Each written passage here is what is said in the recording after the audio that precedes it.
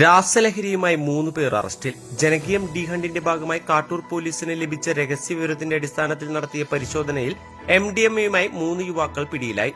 കാട്ടൂർ CHSക്ക് പുറകുവശത്തുള്ള അങ്കനവാടിക്ക് സമീപം വാടകയ്ക്ക് താമസിക്കുന്ന വരാപ്പുഴയ്ക്കൽ വീട്ടിൽ സുജിത് 28 വയസ്സ്, താന്യം കിഴപ്പുള്ളിക്കര സ്വദേശികളായ ചക്കാണ്ടി വീട്ടിൽ അജിത് 24 വയസ്സ്, മാളിയേക്കൽ വീട്ടിൽ ജെറിൽ 27 വയസ്സ് എന്നിവരെയാണ് സുജിത്തിന്റെ വാടക വീട്ടിൽ നിന്നും സ്റ്റേഷൻ ഇൻസ്പെക്ടർ ER ബൈജുവിന്റെ നേതൃത്വത്തിലുള്ള പോലീസ് സംഘം പിടികൂടിയത്.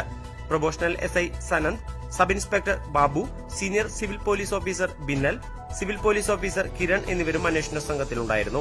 നിരോധിത ലഹരി വസ്തുക്കൾ, അനധികൃത മദ്യം എന്നിവ തടയാൻ തൃശൂർ റൂറൽ SP B കൃഷ്ണകുമാറിന്റെ നിർദ്ദേശപ്രകാരം ജനമൈത്രി സുരക്ഷാ സമിതി, കടലോര ജാഗ്രതാ സമിതി, student police cadet, school protection group, college protection group എന്നിവയിലെ അംഗങ്ങളുടെയും റെസിഡന്റ് അസോസിയേഷനുകൾ, അയൽക്കൂട്ടങ്ങൾ, കുടുംബശ്രീ പ്രവർത്തകർ, SCST മോണിറ്ററിംഗ് കമ്പനി എന്നിവയിലെ അംഗങ്ങളുടെയും സഹായത്തോടെയാണ് ജനകീയം ഡി